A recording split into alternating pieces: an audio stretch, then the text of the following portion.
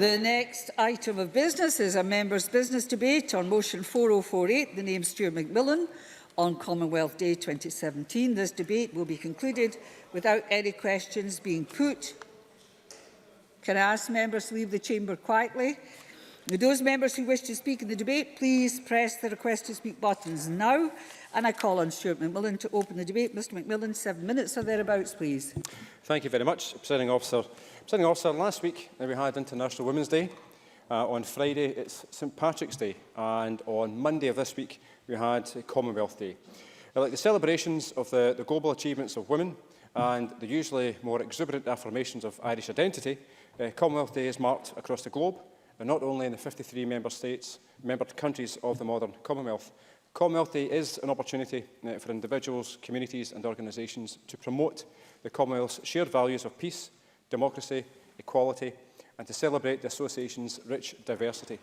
Now, having emerged from a group of countries that shared a connection with Britain, the modern Commonwealth has been based from the beginning in 1949 on the maintenance of fundamental values and principles. Since the 1949 Declaration of the Commonwealth has regularly restated and refreshed those principles and values. Now, the Commonwealth comprises people from across all the continents of the world, and despite the incredible diversity of members of the Commonwealth, we are intrinsically linked through our common history. At a time of increasing instability and uncertainty in the world, with today marking, unfortunately, the 6th anniversary of the conflict in Syria starting, for example, the Commonwealth family of nations in its rich diversity becomes an ever more needed source of strength and hope for all its members. The theme of this year's Commonwealth Day is, of course, peace building. Now, a peace-building Commonwealth is a natural follow-on from 2016's theme of an inclusive Commonwealth and reaffirms the Commonwealth Charter principle that international peace and security, sustainable economic growth and development and the rule of law are essential to the progress and prosperity of all. But the strength of the Commonwealth's commitment to its principles and values, including the promotion of human and political rights, has helped to give it a substantial and distinctive role in the international community. And the Commonwealth theme for 2016 celebrated the diversity of the Commonwealth, which is made up of more than 2 billion people. Now, every person is different, and each has something unique to offer. But the Commonwealth Charter asserts that everyone is equal and deserves to be treated fairly, whether they are rich or poor, without regard to their race, age, gender, belief or other identity. And the Commonwealth builds a better world by including and respecting everybody and the richness of their personalities. The theme for this year informs events organised by governments, schools, community groups and individuals to celebrate Commonwealth Day, and helps to guide activities by Commonwealth organisations throughout the year. Now, membership of the Commonwealth is widely seen as implying a guarantee that a country is upholding high standards in democracy and human rights. And Scotland remains a progressive, open, outward-looking and inclusive nation and an internationalist country. And as a nation, we value our links with our Commonwealth cousins. And certainly through the Commonwealth Parliamentary Association, this Parliament certainly plays its part in that. In my constituency of Greenock and Inverclyde, the Inverclyde-Malawi Schools Partnership has been running since 2007 and links local schools with schools in the Chiradzulu district in Malawi. Now, last session, the Inverclyde Partner Schools supported a wide range of projects, including installing solar and mains electricity, provision of clean water, supporting feeding programmes, building classrooms and teachers' houses, and the formation, and I do particularly like this one, Presiding Officer, and the formation of the Malawi branch of the Greenock Morton Supporters Club. Now, I don't know how people would say monoton in the various Malawi languages, but I'm quite looking forward to learning at some point going forward. But 14 schools already have built strong partnerships with young people in Malawi. And not only does this help people in Malawi during difficult times, it also helps encourage our young people to see themselves as global citizens. Now, of the 2.4 billion people in the Commonwealth, 60% are youth and young people. So this shows the importance of these partnerships going forward. In the spirit of friendship that brings the nations and territories of the Commonwealth together is evidenced by Scotland's connection with the late Nelson Mandela. The lessons of his life, his magnanimity and power of forgiveness will shine as beacons for decades and centuries to come. For the story of Nelson Mandela's special relationship with Scotland is also a tribute to the role of this nation's anti-apartheid campaigners played in contributing to the demise of the apartheid regime. Now, Mandela was regarded by a terrorist as many, and was an uncomfortable subject for the majority who actually sat on the fence on apartheid. But in Glasgow, a small group of activists had been active from the 60s onwards in trying to assist the ANC, and as Mandela was increasingly singled out as a symbol of the anti-apartheid movement in South Africa, the campaign began to gain traction. Now, Mandela was granted the freedom of Glasgow in 1981, an example which many cities followed, and a declaration was launched the following year, signed by 2,500 city mayors calling for Mandela's release from prison. For that reason, it's a story which Scotland can be justly proud. The Mandela connection reaffirms Scotland's great tradition of political internationalism. Now, perhaps Scotland's greatest reward for allying itself with Mandela's battle against apartheid is a collective sense of national decency such a positive role engendered. Now, this is an important point to remember with great relevance for today and for this year's theme for Commonwealth Day. Support for far-right politicians is unfortunately increasing worldwide, and that should be of huge concern to those of us who actually value peace and prosperity for all, wherever we live. And as Europe grapples with the defining issue of our age, the largest refugee crisis since the end of the Second World War, the growth in inequality, and the impact of climate change, now more than ever, nations across the world must work together. In opposing apartheid, Scotland revealed itself as a nation capable of displaying the qualities needed in laying claim to be a tolerant, caring, peace-building and multicultural society. And as well as upholding its values in its own member states, the Commonwealth clearly has that potential to be a hugely influential voice in the wider international community.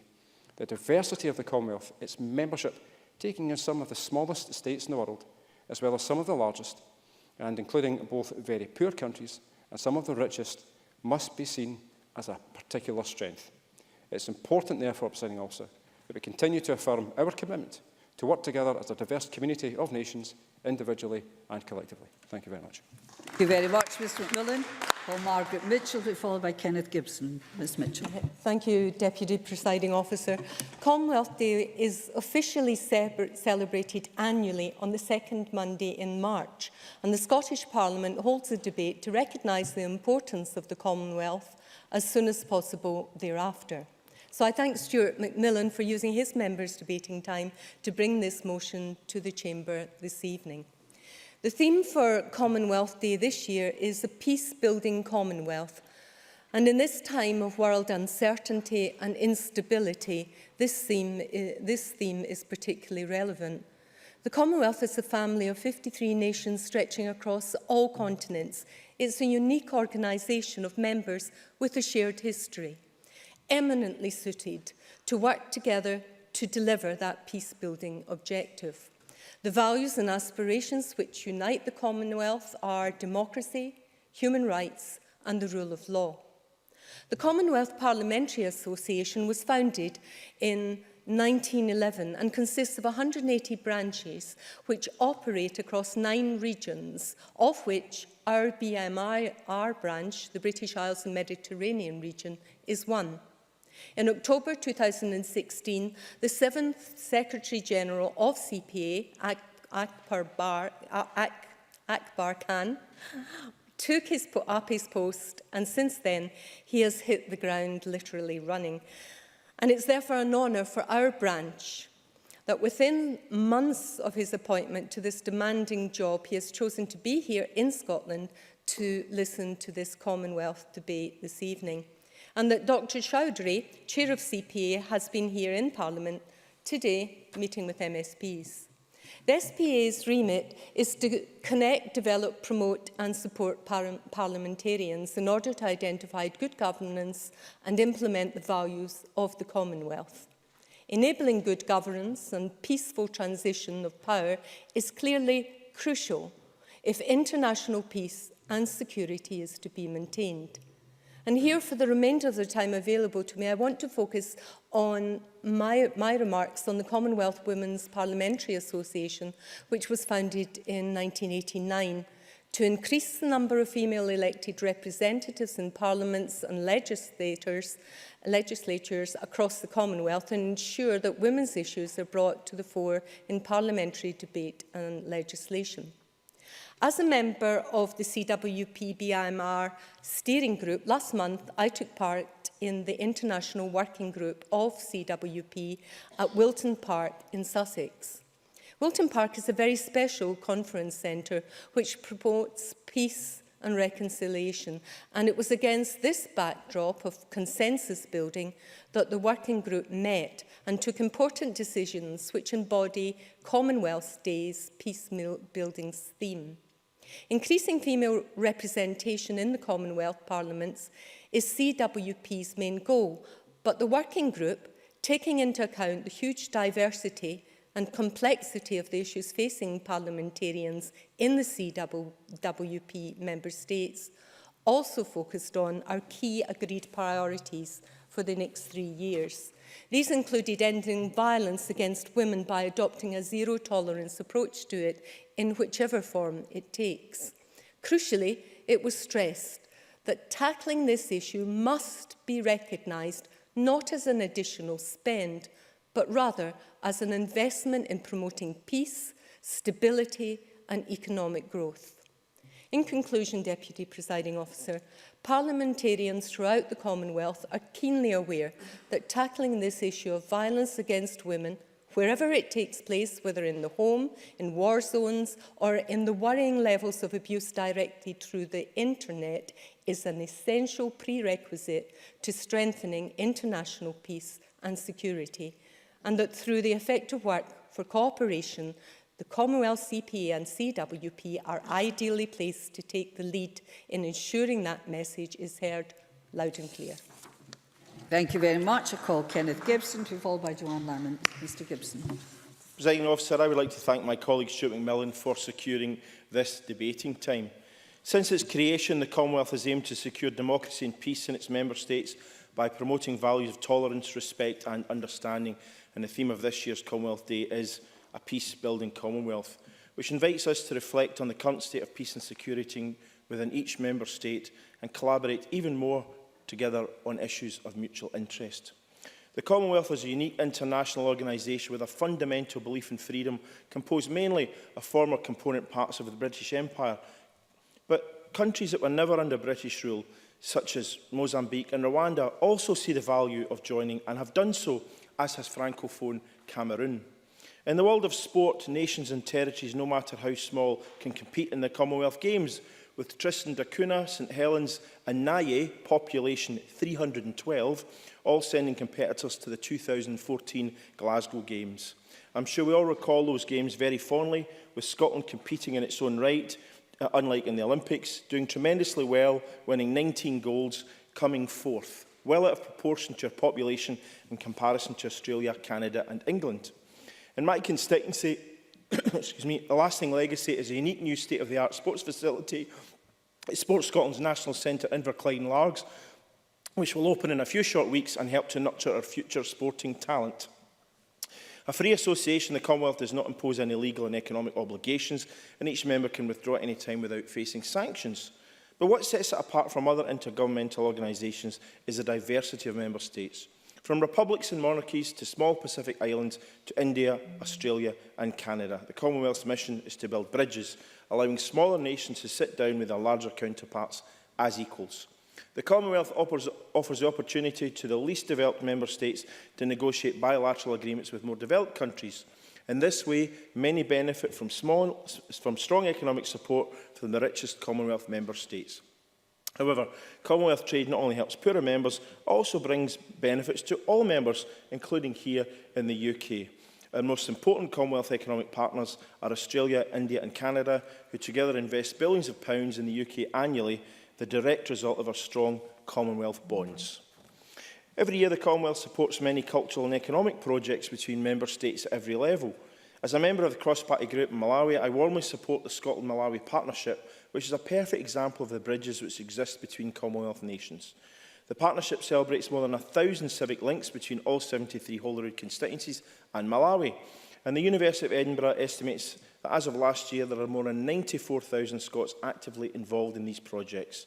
This outlines the desire of the people of Scotland to open up even more to the rest of the world, something deeply rooted in our culture. In my constituency, 3 schools are twinned with schools in Malawi, promoting friendship and learning between our 2 countries. And the Larg St John's Church, as well as our Drossen Presbytery, organise not only solidarity actions such as the collection of clothing, food or medical supplies, they also provide a strong support to their sister churches in Malawi. For instance, Larg St John's Church contributes directly to the economic life of Katalonji, a little village in Malawi, by supporting the development of women's crafts and work training. Presiding Officer, I believe that such examples show why the Commonwealth continues to thrive and resonate with so many people in Scotland today. Many Commonwealth countries still lack basic freedoms, of course, and we cannot be blind to that. The excellent work of the Scottish branch of the Commonwealth Parliamentary Association is well respected in its sincere efforts to work to make improvements in democratic accountability across the Commonwealth. And it's great to have Akbar Khan, the Secretary-General of the Commonwealth Parliamentary Association, here with us today. I understand that today he visited Stockbridge Primary School and Holyrood Senior School, along with Deputy Presiding Officer Linda Fabiani. This outreach helped to relay the value of the Commonwealth and discuss democracy and diversity, along with serious topics such as apartheid, climate change, equality and diversity. I commend the work of people at every level, from the international to the very local, which allows the Commonwealth family to exist and develop regardless of race, nationality or religion. Thank you. Thank you very much, Mr Gibson. I call Joanne Lamont to be followed by Alexander Stewart. Ms Lamont, please. Thank you very much, Deputy Presiding Officer. Can I say it's a privilege for me to have the opportunity to participate in this debate, and I congratulate Stuart McMillan in securing it. This week of all weeks, I think we reflected back on the Commonwealth and in the Commonwealth Games in Glasgow as we saw the Commonwealth baton again sent off on its journey round the world. And it's wonderful to think of this baton traversing continents which at one point traversed Pollock, Cardonald and other bits of the south side of Glasgow. And I think it does remind us of just the real sheer joy of the Commonwealth Games in Glasgow, the friendly games, people coming together, young people from across the world coming together and competing and operating at the very highest levels and showing the world that Glasgow and Scotland can be a wonderful platform for that kind of event and people coming together. And this afternoon I had the privilege to chair an event of the Scotland branch of the Commonwealth Parliamentary Association with Mr Akbar Khan, the Secretary-General of the Commonwealth Parliamentary Association, along with students and young people from right across Scotland. And I have to say to you, it was a fabulous event, hugely thought-provoking and challenging about what the Commonwealth now means. And the young people were there with many, many ideas and thoughts on what that relationship should be. And I was grateful to have the opportunity to be there. And when we think of the Commonwealth, I don't think we can stress too heavily its importance at a time of great insecurity, a world that feels increasingly fragile, a world that feels less safe than it was even 5-10 years ago. And there could be no more appropriate time than to have as its theme a peace-building Commonwealth, where at global level we look to see our communities outward-looking, reaching out to each other and finding ways of cooperating. And that message of peace-building is relevant at a global level, it's also relevant at a community level, but also in our own homes. And I'm particularly pleased on the emphasis on the issue of domestic abuse, because can we be free as a country if any one of us is not safe and secure in our own homes? And I think that message of security and safety has a message that is globally understood, but is also critically locally realised. And of course, the scale of the Commonwealth family is massive. 2.4 billion people, 1/3 of the world's population, 60% of them under 30. The reality is the Commonwealth is a young, vibrant organisation, not a relic of past glories, but something that speaks to the best in our international capacity to cooperate. And it is a new relationship. Those of us of a certain vintage, we can almost reach back and touch the colonial past with which the Commonwealth is associated. And in the past, perhaps, first world countries helping and supporting those within the developing world. And that sense of helping and supporting is still relevant, and we see these very significant partnerships in places but in Malawi, for example. But we also have to recognise this is now a modern relationship. The power of the Commonwealth to give voice to tiny little countries in the issue of climate change, countries which don't cause the damage but are in the front line of suffering from that damage, are given voice by the Commonwealth. But also so many of these countries, now modern, thriving, innovative economies that we need to work and trade with and have proper respect for and learn from. These are important modern relationships which have given away the past of that colonial relationship. But finally, I would say uniquely, the Commonwealth it has potential to trade, but it's not a trading bloc. That is not its point. It's not a supranational organisation, but centrally it's a voluntary Commonwealth of its peoples, not its governments, not the state, but of its people, and has the potential to stand strong in these fragile times for very important values of democracy, of gender equality, of the separation of powers, of the rule of law, celebrating diversity, development and democracy. There can be no more important time to recognise the strength of the Commonwealth, not as something to celebrate simply of its past, but utterly relevant in these times now. And can I thank everyone in the Commonwealth Parliamentary Association and its Scotland's branch for all it does to ensure these values are enduring. Thank you very much. I call Alexander Stewart, to be followed by Maurice Corrie. Mr Corrie is the last speaker in the open debate. Mr Stewart. Thank you, Deputy Presiding Officer. May I start by congratulating Stuart Millen on securing this debate and thank him for raising the subject of the Commonwealth Day in the Scottish Parliament this evening. While very diverse, the family of nations that makes up the Commonwealth are united by a common ties and shared history. And as we've heard, a third of the population around the world, 2.4 billion people, are involved in the Commonwealth. And they work locally, they work nationally, and they work globally. The Commonwealth helps to strengthen these bonds, and its member states work together on a global force of good. And that force is recognised, respected throughout the world. The values that are shared by the member states of the Commonwealth, with which can be found the Commonwealth Charter, are ones which I'm sure we can all share these values: human rights, the rule of law and democracy, and the fundamental building blocks of free and a tolerant society. These, Deputy Presiding Officer, are areas that we work together to ensure. These shared values are also the heart of this year's Commonwealth Day theme, a peace-building Commonwealth. What a wonderful theme to have. It brings together youth and all ages of individuals throughout the Commonwealth to work for peace. And that's something that we would all want to strive for. The very nature of the Commonwealth, which unites some very different countries, and its force for good and stability in very uncertain times to which we live in. The world is much more a dangerous place than it was some time ago. And as we move to the future, we're not quite sure where we are going. But the strength of the Commonwealth pulls together the nations, pulls together the people, and that gives us strength. Like others today in the debate, I would also like to pay tribute to the work of the Commonwealth Parliamentary Association. May I also thank the Secretary-General, Mr Abba Khan, for being here this evening. I think that is testament to us here in Holyrood. To have you here with us this evening gives us pride and respect in what we are trying to achieve, and we thank you for coming along this evening. As a new member of the Scottish Parliament, I have been extremely impressed by the acts that take place across parliamentary democracy, across the Commonwealth nations, and ensure that they play a very active role in developing member states. I'm delighted to be one of the co-chairmen of the all-party group on Malawi, and I've been astounded by the organisations, the individuals, the projects that are taking place, over 1,000 here in Scotland, and they're all to be congratulated and commended for what they're trying to achieve and building bridges and building opportunities for young and old in the countries which they come from. With my background in local government, I know the importance of looking for examples of good practice and best practice. And I see that here in the authorities and what's happening across the parliamentary level, Deputy Presiding Officer, and that is to be welcomed.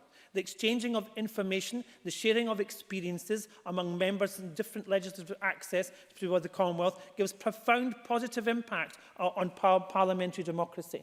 And that's what we want to see. I'm delighted that Margaret Mitchell talks about the women's end, because I think that's a vital role, and we have to encourage more women to participate across the Commonwealth and across the parliamentary process. In that regard, I'd also like to think that the minority government values the work of the CPA and everybody that we have in moving forward. In conclusion, Deputy Presiding Officer, the work of the Commonwealth and the nations does on a day-to-day basis both enrich our lives and promote stability in times, as I say, of uncertainty around the world. Following on this year's Commonwealth Day, I am sure that everyone across this chamber will welcome its achievements, and I wish the Commonwealth continued success. It does prove that the Commonwealth plays a very important part, a very vital part, and that part is still very live and living today. When the Commonwealth was started, it started in a very different era, but it's very relevant for today, and today's people want to participate, want to be involved, so I wish it continued success. Thank you. Thank you, Mr Stewart. I call Maurice Corrie, please. Thank you, Deputy Presiding Officer. Firstly, I'd like to thank Stuart McMillan for bringing forward this members' debate to mark this very important day of Commonwealth Day. The Commonwealth is a unique creation. It is a group of diverse nations from across the planet that are united, as the motion says, in the shared values of peace, democracy and equality. So it is only right that it has to be marked here in the Scottish Parliament. The Commonwealth Charter's 16 values and principles, from democracy and human rights all the way through to the issues to do with access to health and education, are all key to the success of the Commonwealth. They provide a guideline of what necessary building blocks are for a successful, vibrant, democratic state to exist in the 21st century. It is part of the reason why the expansion of the Commonwealth to other countries should be welcomed, such as with Rwanda, which joined in 2009, and Suriname, which in 2012 applied to join. It is a sign that whilst in some parts of the world those shared values I mentioned earlier seem to be in full retreat, in others they are still being embraced and put into action. I now want to turn and mention a part of the special bond which binds the Commonwealth together, which means a great deal to me, and in my role as a convener of the cross-party group for Armed Forces and Veterans Community. Watching the unveiling of the Afghanistan and Iraq Memorial in London last week, I was reminded of those I served with, which included members and servicemen and women from the Commonwealth countries in operations overseas. It is worth reminding people in this country that citizens of the Commonwealth freely join our military forces and they serve a vital role. Thousands are serving in the Army, the Royal Air Force and the Royal Navy currently. They serve with distinction and honour. And for example, Sergeant Johnson Bahari, born in Grenada, who won the Victoria Cross in Iraq some years ago. Their contribution to our military should be welcomed and celebrated. They join because the Commonwealth truly does matter, and they share their values, which are worth defending. And from Banff to Bathgate, from Inverness to Inverary, there are war memorials throughout our country with the names of the fallen from several Commonwealth nations and countries inscribed on these memorials. In conclusion, I firmly believe that the Commonwealth is one of the world's greatest institutions and one that is certainly worth celebrating and defending. And this certainly has been endorsed today by the presence in Parliament of the Secretary-General of the CPA, and we really do appreciate his presence here today with us. Thank you. Thank you very much, Mr Corrie. I call on Alistair Allen to close to the Government Minister. 7 minutes or thereabouts, please. Thank you, Presiding Officer, and like others, can I firstly thank Stuart McMillan for allowing the Parliament today the opportunity to celebrate the importance of the Commonwealth family of nations and to emphasise the mutual benefits that are provided by maintaining and enhancing our existing unique relationship with the independent countries around the world that make up the Commonwealth.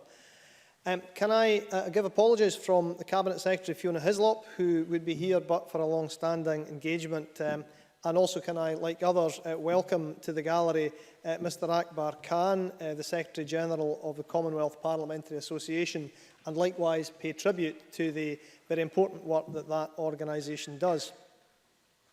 The Commonwealth Charter explicitly recognises that in an era of changing economic circumstances and uncertainty, new trade and economic patterns and unprecedented threats to peace and security, as well as a surge in popular demands for democracy, human rights and broadened economic opportunities, the potential of and need for the Commonwealth has never been greater, both as a compelling force for good and as an effective network for cooperation and for promoting development. That description of a time of rapid and unsettling change sounds familiar to all of us living in 2017, and it emphasises that the values of democracy, human rights and the rule of law enshrined in the Charter remain values that every generation needs to cherish. These were points made, among many others, by Margaret Mitchell, Alexander Stewart, Lewis MacDonald, Maurice Corrie and others in today's debate. And indeed, the First Minister has outlined and underlined our unequivocal support for these values as represented in such other documents as the European Convention on Human Rights, and we are doing everything within our power to defend the Human Rights Act that gives it effect domestically. Our programme for government commits to exploring how we can go further in giving effect to the economic, social and cultural rights set out in UN and other international treaties. And Scotland's international framework outlines a strong emphasis on working with our fellow Commonwealth countries to achieve this. And we will consistently and constantly strive to build, maintain and strengthen these relationships, both through formal trading relationships, which yielded £2.7 billion of exports to the Commonwealth in 2015, and through a greater awareness of each other's culture, allowing us to unlock the wealth of reciprocal benefits. But as Kenneth Gibson and Joanne Lamont rightly identified, these are by no means the only benefits of the Commonwealth, and the Commonwealth Games is perhaps the most visible manifestation of the Commonwealth, and Scottish ministers made it clear that the Games' values of humanity, equality and destiny are universal and cherished here in Scotland. The 2014 Games in Glasgow allowed ministers to actively promote a positive vision of human rights, and we sought to raise issues with visiting nations where appropriate, working with stakeholders to put human rights at the heart of the Games through awareness raising. And in doing this, we welcomed the organising committee's human rights policy statement and provided £25,000 of funding for Pride House in Glasgow during the Games. As part of our efforts to promote these Commonwealth values, the Scottish Government supports various projects, including the Beyond Borders Women in Conflict 1325 Fellowship. This provides training to 50 women annually from international conflict areas to reaffirm and enhance the role of women in the prevention and resolution of conflict. So, promoting equality in parallel with our Commonwealth partners is certainly also a core component of our international development work, with work in Malawi, Rwanda and Zambia aligned to the 16 United Nations Sustainable Development Goals. One such goal states the need to achieve gender equality and to empower all women and girls. And all projects delivered using the International Development Fund will need to demonstrate how they have embedded these goals in their work. And so I welcome Mr Gibson's reference to the links which, in particular, the Scotland-Malawi partnership represent between the peoples of Scotland and Malawi. Since 2005, we've allocated over £58 million to development initiatives, provided humanitarian assistance and improved energy access for 80,000 people as part of our long-standing special link with Malawi, a relationship which of course dates back to the works of missionaries and Dr David Livingstone, but also looks to the future as well in our new cooperation agreement which is planned. And in doing so and in preparing that, I will now be aware, and I was not previously, of the role that Greenock Morton Football Club plays in Malawian society. But we've also recently opened a new funding round for Zambia and Rwanda, inviting Scottish-based organisations to develop projects to contribute to the global fight against poverty and inequality.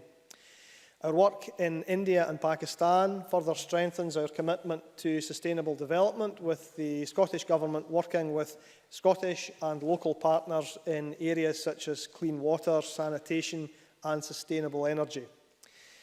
Now, this work and these connections are evidenced by the Pakistan-Scottish Scholarship Scheme for Women in Higher Education, which was introduced by the Scottish Government in 2013 in collaboration with the British Council, and has enabled hundreds of young people from disadvantaged backgrounds to study.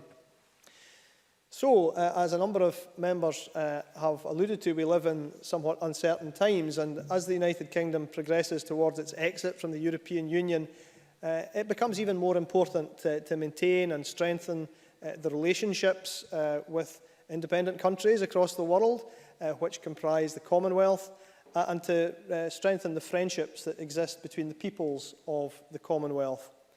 This becomes more important than ever it was to provide stability in these times of uncertainty. Scotland remains as passionate as ever about our place in the Commonwealth, and we will remain a committed member of the Commonwealth family of nations. Thank you very much. That concludes the debate, and I close this meeting of Parliament.